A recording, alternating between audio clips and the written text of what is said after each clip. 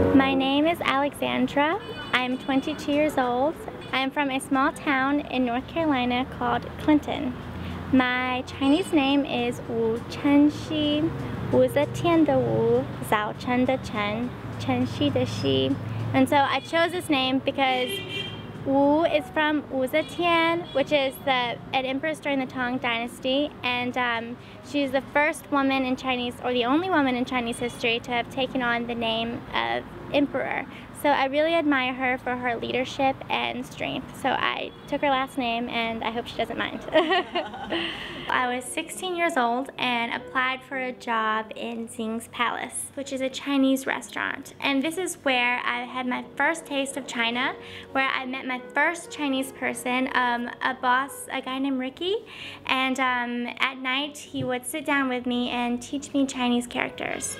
The first character they taught me was 中国, which means China. And ever since then, I've been in love with China. I went to Duke and I had the opportunity to learn Chinese. It's probably the hardest and most frustrating thing that I've ever done. And yet, I'm still trying. I refuse to give up because this is my dream. I want to attain a professional fluency in Chinese. 我去年在四川教书，我当了外教。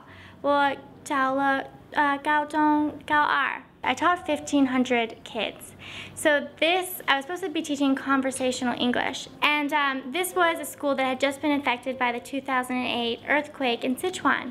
So our technology was the bare minimum. We had one multimedia room, one computer, but it was often broken. So you'd find yourself in a classroom of 200 kids with just a chalkboard and your voice. It was challenging to say the least, but fortunately, we were the only foreigners that these students have met. They were just ready to absorb in everything that we taught them because this is a chance that they've never had before in their life. They worked a lot harder than I did, I believe, in high school. I would wake up in the morning, it'd be 7:30, I'd look outside my window, and I would just see rows of heads just looking down, studying.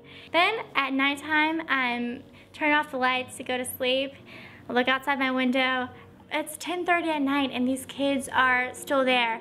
And I think their work ethic is unparalleled to any that I've ever seen. But I think they do this because, especially because of the one-child policy, they know that they have the responsibility to take care of their family when they get older.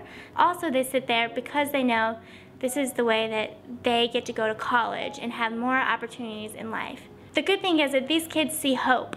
And I hope that we ignited that little spark of hope that lets them think beyond the world outside of the small city of Bazhou. Many of them have just never traveled out of Sichuan. So not even just their dream is not just to go to America, it's just to see China. I have a dream that I can make contribution to change the quality of the environment. Many of the boys, their American dream is just to see a basketball game. They want to see LeBron James or Kobe Bryant. Now that I'm in Beijing, I am really loving life.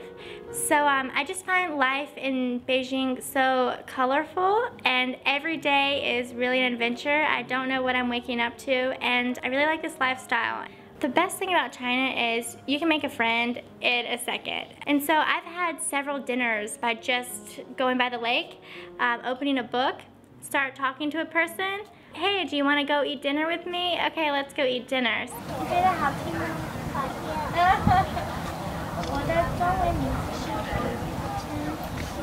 For the most part, they're just very welcoming and courteous and glad to have people interested in learning their culture and language. In my lifetime, China is going to be one of the most important countries that America deals with.